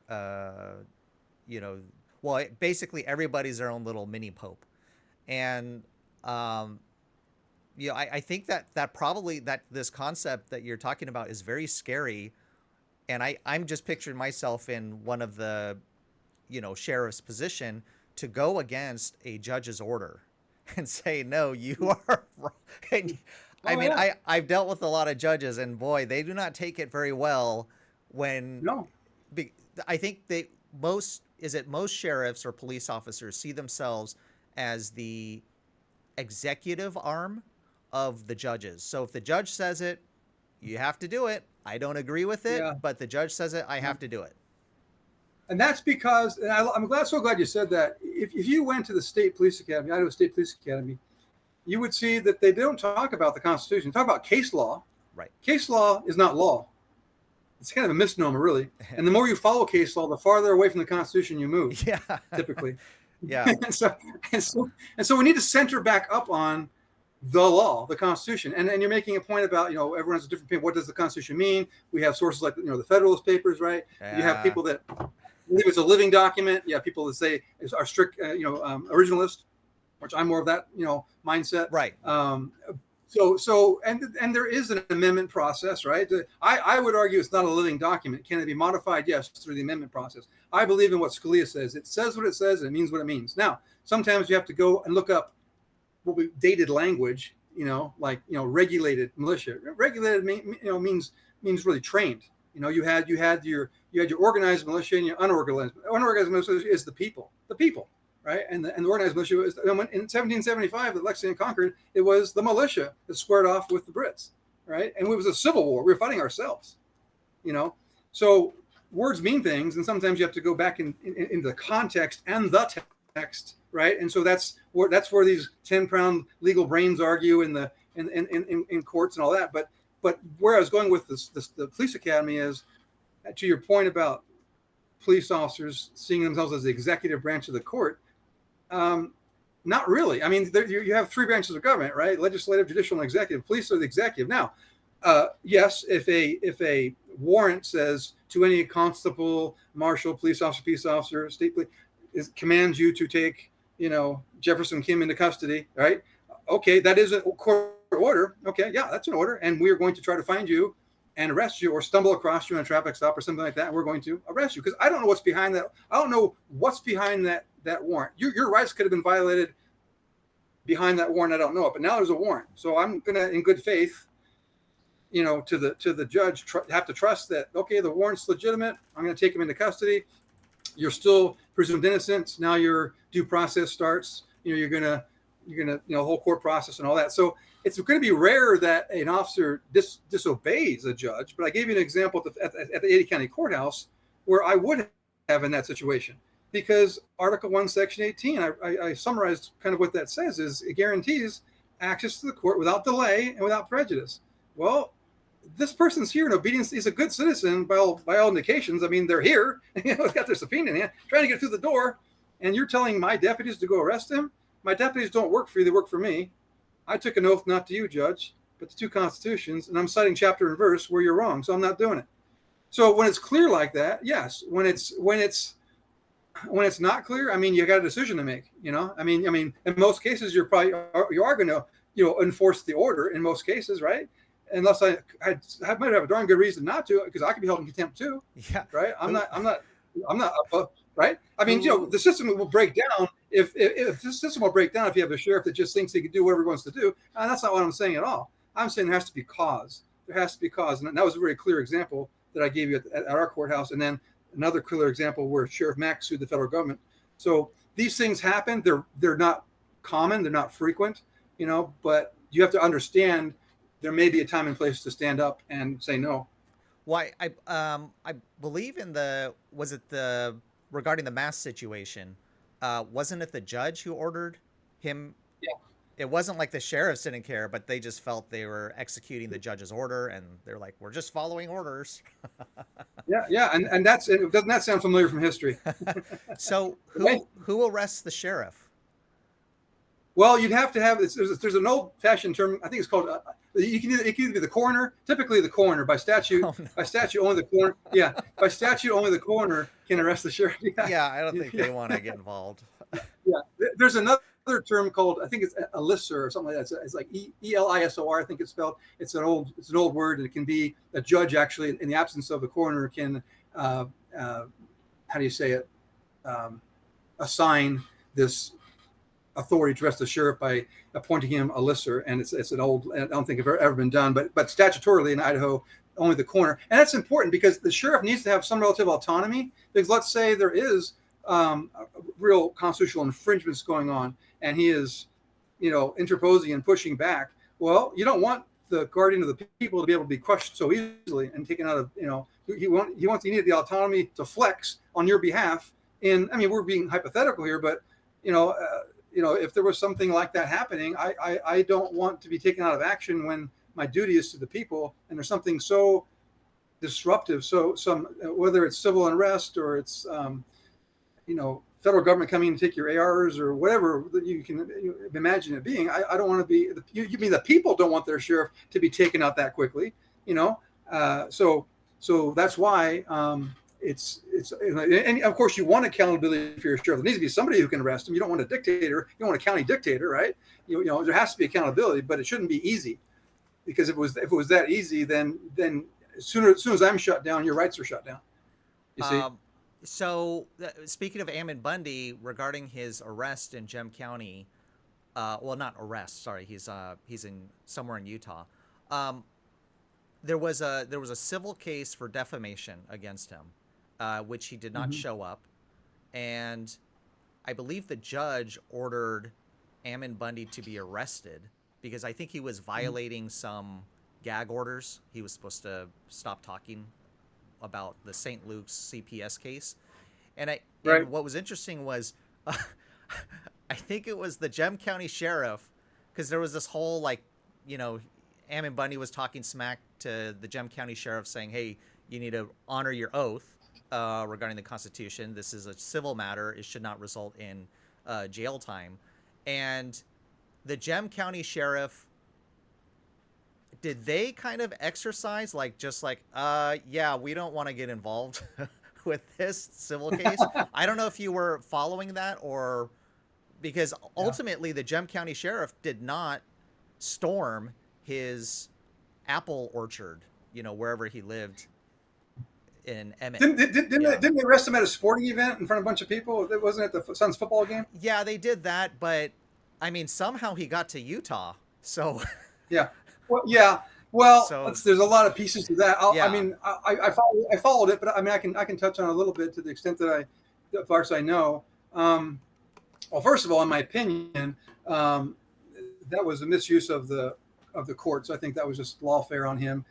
He has a First Amendment right, but it is what it is. They went after him, ruined him financially. When I was attacked in the media for all the things they said about me and my writings, I went to an attorney and said, hey, can I sue BSU Public Radio, Channel 7, the Statesman, all this? They said, no, because you're a public figure. I said, well, not a public official. He goes, well, when you stepped in the arena as a candidate, you became a public person. And so you can't do anything. It's okay, wait a minute. But St. Luke's isn't a person. It's a business. So how can it can go after somebody for criticizing or saying something about it? That seemed like there's no continuity there. It seemed like this is like money driven. The more money you have, the more rights you have, or something, right? So that bothered me. I wrote a letter to Donnie Wonder, the Gem County Sheriff, suggesting to him to ask for an injunction on issuing an arrest or on arresting Ammon Bundy. And I suggested that he, in his request for an injunction, explain that my citizen, a citizen of my county, needs time to digest these reams of paper that we keep delivering to him. I mean, he should be able to have some due process here and enough time to digest and muster a defense and response, to it. I never got a response, but I'll tell you this: the end result was inevitable, because if you read state code, in the opinion of the governor, if a sheriff is not exercising his duties, the state police can be called in to do it. So it would have been inevitable that he would have been arrested. So even if Donnie Wonder doubled down on his oath and said, I ain't doing it, ultimately, I think it could read the tea leaves. Because there's always, there's never really any absolute power, which is a good thing, right? I don't want absolute power. I want the responsibility and the authority to fight crime and protect your rights, but I want accountability is important. But unfortunately, in this case, I think everything worked against Mr. Bundy's constitutional rights, and it's just really, I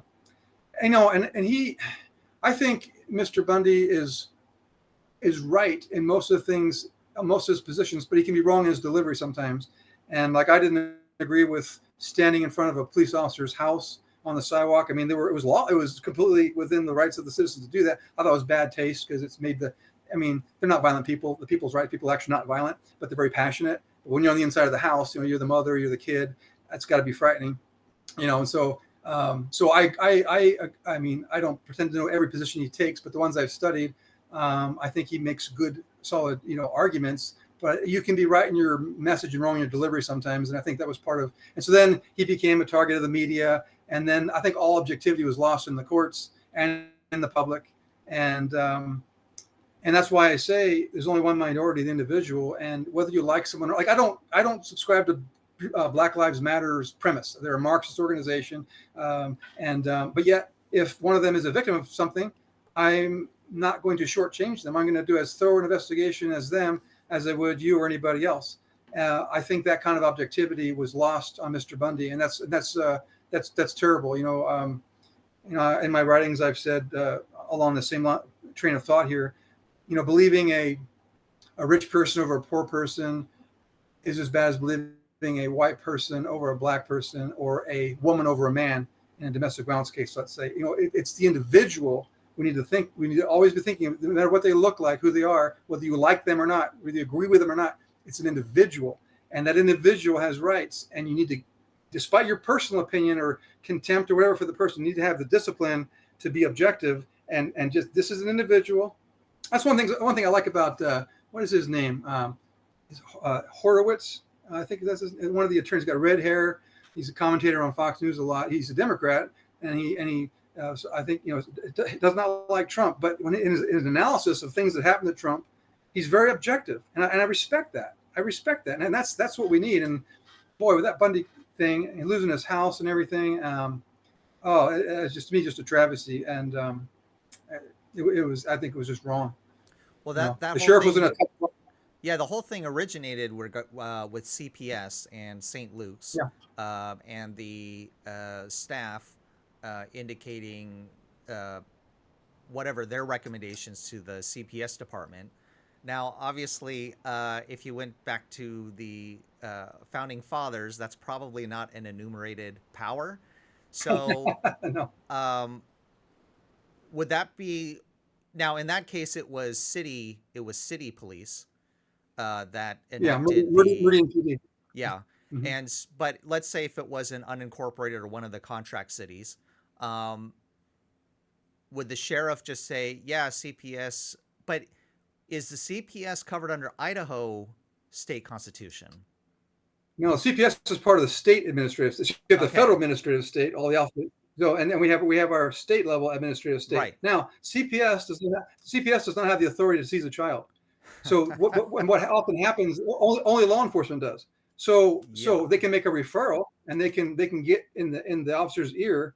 And this happens sometimes. And I think a lot of, especially junior officers, but a lot of officers in general might be afraid to err on the side of freedom and family. They'd rather err on the side of their career and go ahead and go along with what the CPS said, because if I don't take this kid and then the kid gets injured or died, boy, that's the wrong lens to look through. So right. So we're back to risk management again, right? Instead of justice and our oath. I mean, sometimes we're going to call it wrong. But if CPS calls one of my deputies out to a school, let's say, to look at the bruises on this kid or whatever like that, right? And we're investigating whatever like that. And the CPS is really pushing hard to seize this child and put him in foster care. I mean, that is a very serious thing to do, right? So I want my deputy making the decision, not CPS. There could be kids get bruises all the time. I mean, I have had some bad cases, cigarette burns. I had one case where a daughter was being literally pimped out by the mother and stepdad, who were both drug addicts. I mean, there are plenty of cases where it's necessary and proper to remove that child, right? But it should be rare, really, and it should be at the decision of the officer, or it could be the court. I mean, the court could evaluate all this stuff, and then there's an order. And now again, I've got an order from you. I don't know what's behind it, but and actually, I thought originally up until just recently, I talked to Marissa, the mother of baby Cyrus. I was under the wrong impression all along. I don't know why. In my head, somehow, I always thought that, and I was wrong, that there was a court order behind this, and that changes everything, because that means that so what happened was the officers were operating under a noble passion. And in other words, they were told that there's this child at risk, not thriving, and we got to find him. So Dragnet, find this baby. Well, these are mothers and fathers that wear a badge, and they're think I got to. So when they found them in Garden City and swarmed around them, I think they were high on adrenaline, and they felt we were doing righteous work, and they got caught up. They should have put the brake pedal on pause. Wait a minute, okay, good, we found the baby. Let's do a fresh assessment right here. Call paramedics over, right? I mean, because it was stale information anyway. It was stale information about baby Cyrus. And so anyway, what happened. It was awful how it happened. The detective telling Marissa, the mother, just give me the baby and go on your merry way. That's literally what he said, and it's on video. Right. I mean, the lack of professionalism and the lack of apology afterwards, even. I think that's a beautiful family, and I think they would have given officers a lot of grace, actually, if they had owned, going back to culture and owning. I think they were noble in their intent, because I think they only knew what they were told, that there's a baby that is in danger, and they're like I said, their mothers, fathers, aunts, uncles, they love kids, and so they're trying to do the right thing to find this. But then everything went wrong from there forward, and it's easy to say now, because we have the luxury of looking back on hindsight. What could the sheriff have done? Because it's not the sheriff. The sheriff wasn't involved in this call directly, but it is something happening in his county, and he got a lot of pressure for this. One thing, and this is just again hindsight. Who knows? But one thing I think that I would like to think maybe would have occurred to me, maybe once I finally got up to speed on it. Okay, so you're telling me that this kid was in imminent danger. That's the standard, and you seized the child and took him to the hospital, and people are saying that the mother's a danger to the child because missing appointments and all this. So, okay, we have a nursing baby. This is me as sheriff thinking. I hope this is how I'd be. Great. So, okay, why don't I take a female deputy and assign that female deputy to the room with the mother? Actually, two deputies. So there's always one there when one wants to take a potty break, right? And that way the baby can nurse and bond physically with the mother. These two important emotional attachment, physical to the mother is essential for a child who's already sick, and the mother's milk. And that mitigates any real or perceived concern about the mother being a danger to this child. That's at a minimum. I'm thinking I could have done that. But that's, again, looking hindsight, it's 2020. But again, the pieces came together kind of slowly over time. But the child, in fact, these are great parents, by the way. Happen to know them, Levi and Marissa, the parents. But I got to be objective as sheriff, even though I know them. Okay, what objectively, what's going on here? So it was a terrible thing, and I think that, as I said, I think the officers didn't have enough information. They were high on emotions. They were doing. Imagine yourself. You and I are in patrol briefing before we go out into the field, and they show us this picture, and they build us all up, saying, "Hey, these parents. They carry guns, and they're part of people's rights, and they're these radicals, and they don't believe in doctors, and they have Bible, and they have guns." yeah. And so okay. So I gotta find this car, because this baby's in danger with these crazy people, right? And that was all part of the mix, I believe, And so again, objectivity was lost. And it was just they even confused Marissa with her sister at a traffic stop at first, and the whole thing was confusing. The pat down was the whole thing. It was very. It was one of those cases that needs to be debriefed and owned. There was. I don't fault them entirely, because, as I say, they were led to believe that there was a reason to be diligent in finding this child. Child's in danger. My sergeant's telling me this. I got to find. I get that part. Once you find them, slow down. Stop. Okay. And who's in charge of this? And how occurs this information? And So, yeah, that was a mess. Yeah. They ended up moving to Florida. Out of state. Yeah. So we talk about the Cuna gentleman, the 7-year-old gentleman, the seizure of a person. That's an arrest, right? This is a seizure of an infant. You've got to be. I always want to err on the side of family and freedom. Yeah. No, I wouldn't. Yeah, I probably would not want to go down the line of talking about whenever you deal with children. If we're talking about enumerated powers. And the state even being involved with, when you start talking about custody disputes, now that you have divorce and the sheriff's involvement with that. And let's just skip that. Yeah. We're not going to talk about that one. No, well, I'll say one thing, not on that specifically, but it is interesting going back to the ancient duties of the Sherriff. There is this, so you have the criminal, you have the jail, you have the field service or criminal side of it. Then you also have the civil side of it, So like writs of restitution, that's what we call an eviction notice. So they do evictions, and they auction off property, and they do the crier on the steps of the courthouse. It's like the town crier, like reading off. Hear you. There's the civil side of the sheriff's office is interesting. I worked in there for a few years, and it was very, very interesting. So I won't go down that path, but it's just one of those unique duties of the Sherriff, the sheriff, to enforce those civil orders, warrants of attachment, and writs of execution, which doesn't mean we're going to kill you. Writs of execution is something as executing a judgment, But there's all this old language, and it's actually quite warrants of detainer, which is a tax warrant. We used to tax private property, that, like if you own tanning salons, each tanning bed was given a tax by the state. They've done some deregulation on that now, so I don't know if that exists anymore. But there was a time where we go out to a tanning salon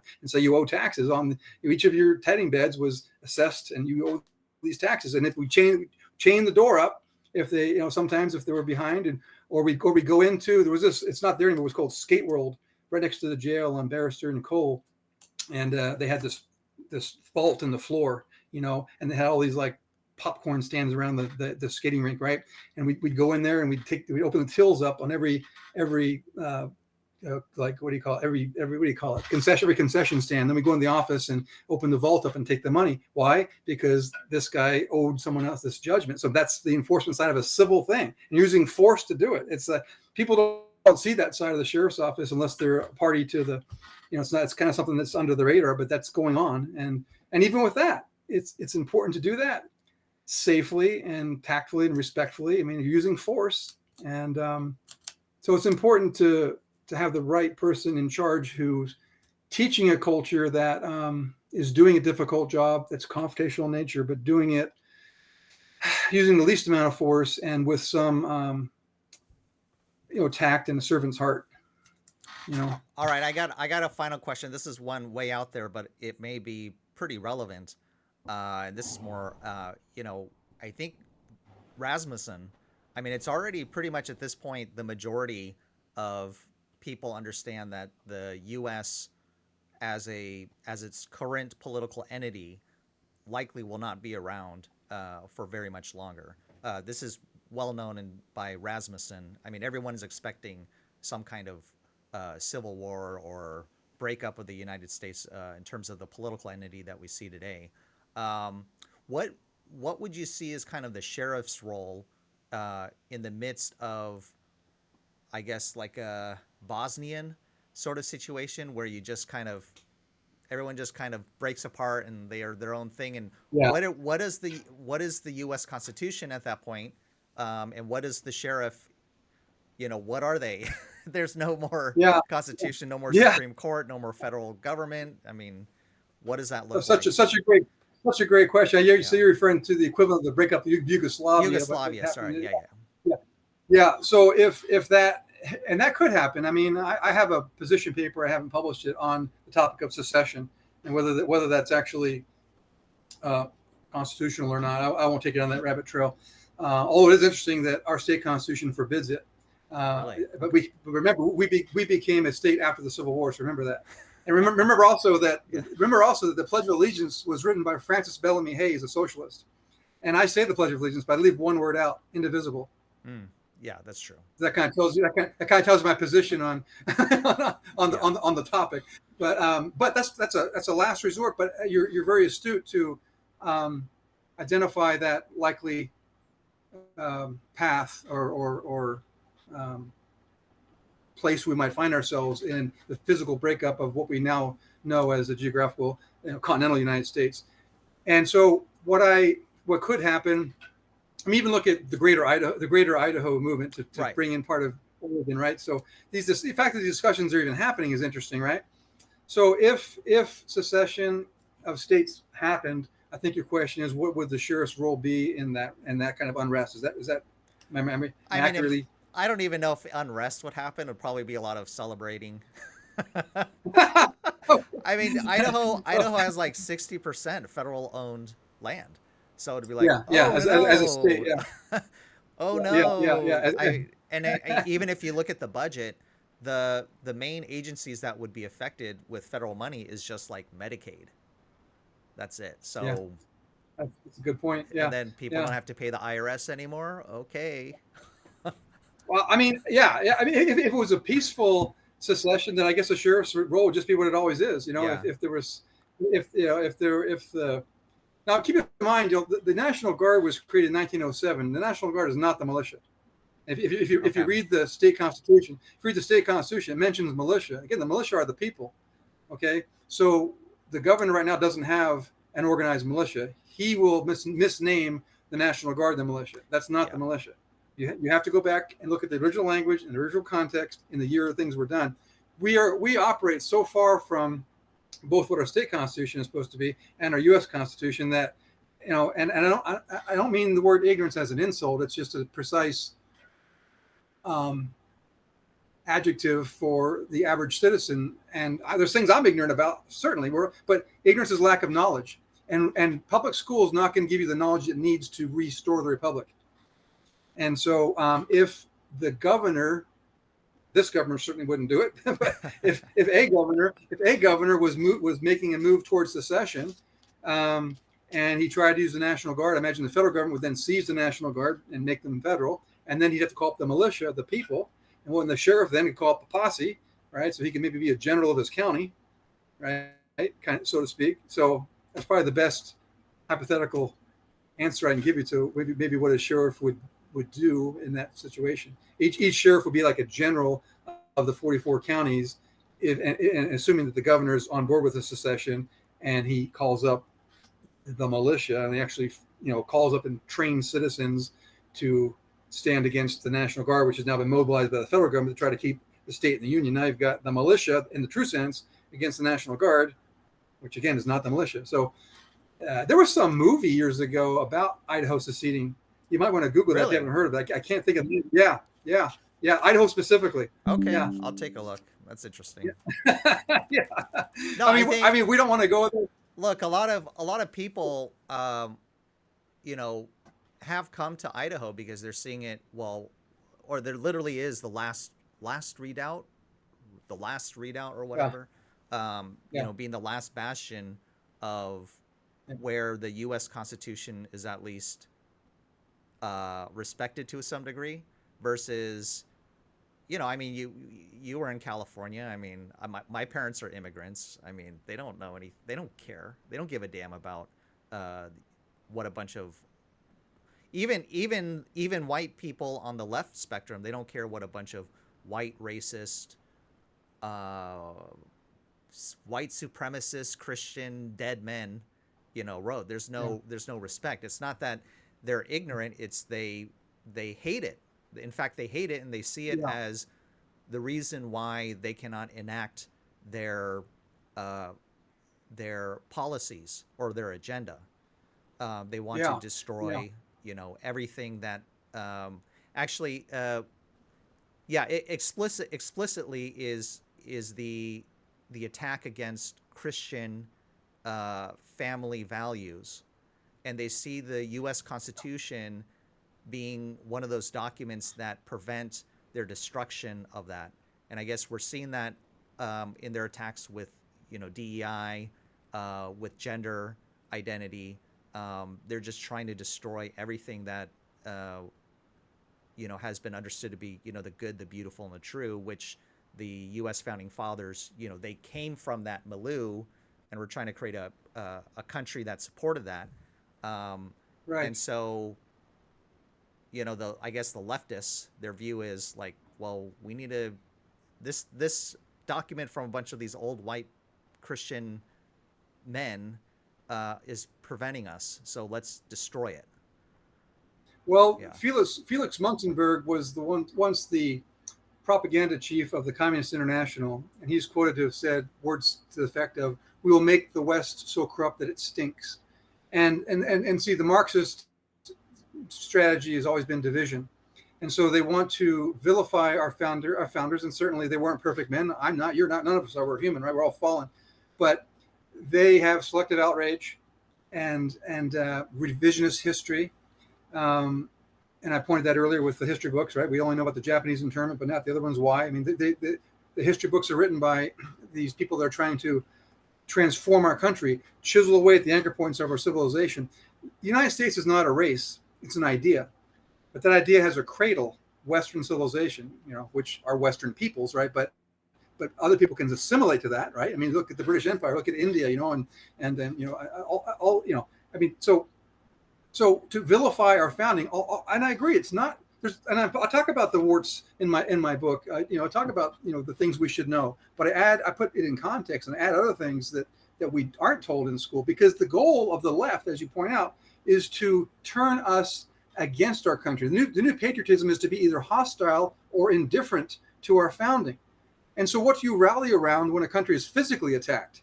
If you don't, when the national anthem plays, I literally get chills at the Steelhead game or wherever I am. I literally get chills because I love what the country was founded on. I don't like where it is now. In fact, I usually say the government, not our government, because I feel as though the government is at war with the ideological descendants of the founding fathers. You mean Biden isn't in charge? The, No. But you know, my family wasn't here when the country was founded. They were in Scotland and Germany. They were here during the Civil War. But my point is, you know, Jefferson, Hamilton, Mason, Jay, Washington, Franklin. They were all my founding fathers. Even though my family wasn't physically here then, they are my founding fathers. You know, and I read their writings, and I mean, all of their brilliance, you know, and their sacrifice. I mean, there's a statue of Samuel Adams in Boston that I got to see. My son was in the Coast Guard and I went and visited him. He took me down to Boston, and the statue, and it's on my Facebook page. I hope I don't misquote it.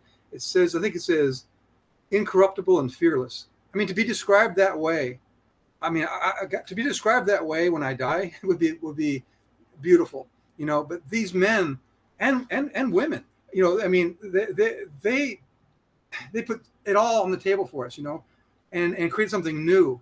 And the left want to follow the same playbook that's going to destroy us. You know, socialism and communism come from the same seed, Marxism. It doesn't work anywhere. And people say, "Oh, it works in Sweden." No, that's not socialism.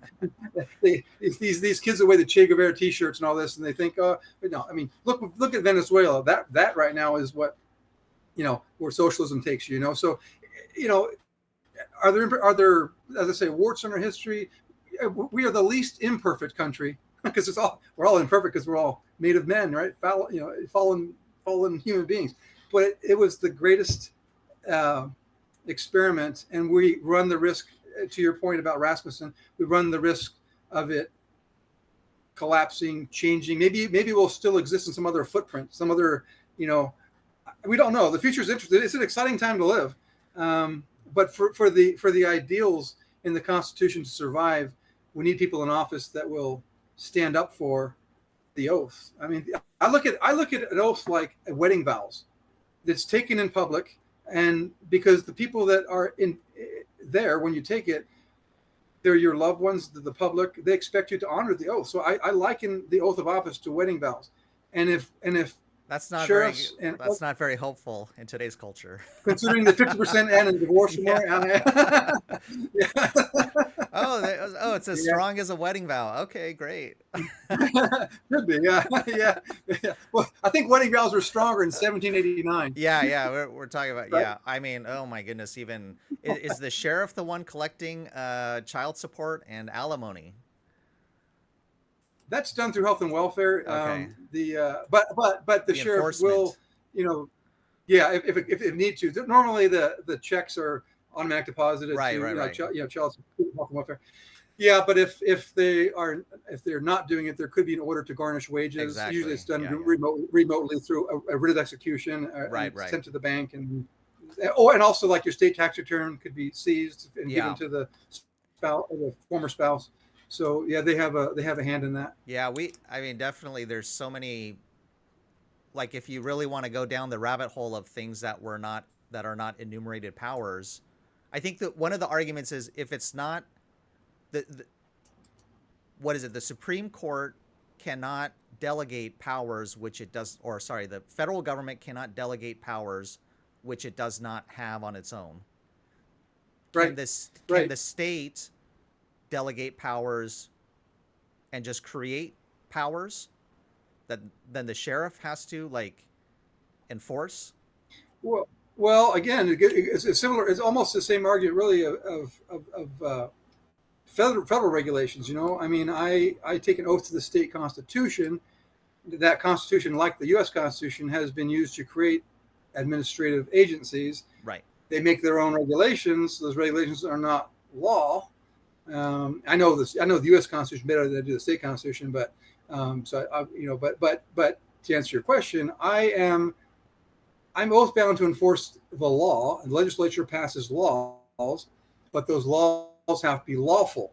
I mean, they're legal because they go through a legal process, but are they lawful? What makes them lawful? If they conform to the Constitution. If, when measured by the state or U.S. Constitution, they don't conflict. They don't, so there has to be that assessment. Normally a judge does that. That's when the review process. So like if the state legislature or the U.S. Congress pass a law, the Supreme Court or the state court and look at it and say, that's unconstitutional. Now it's not a law anymore. You guys overreached, right? But if that doesn't happen, and then sometimes it won't happen until it's pressed by someone like me, right? The legislature passes a law, the Supreme Court may not look at it at all, but Right. then I look at it and say, wait a minute, you're trying to seize a gun. That's against Article 1, Section 11 of the state constitution. I'm not enforcing it. Now it's before the Supreme Court, a state Supreme Court, and they say, we're throwing this law out. But, so that's kind of how it works. It's supposed to work that way. It's supposed to work where one of the other branches, executive, the sheriff's an executive branch, right?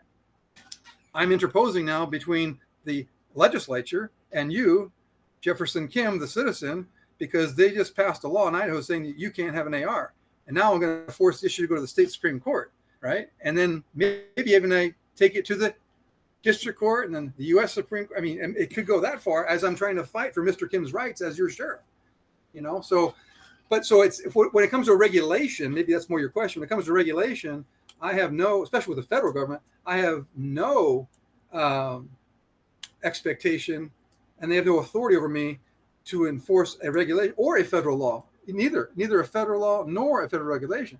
Now there's an expectation of me to enforce state law, and I will as long as it's lawful law, But regulations, I would say it's the same as the federal. I mean, it's not passed by the legislature.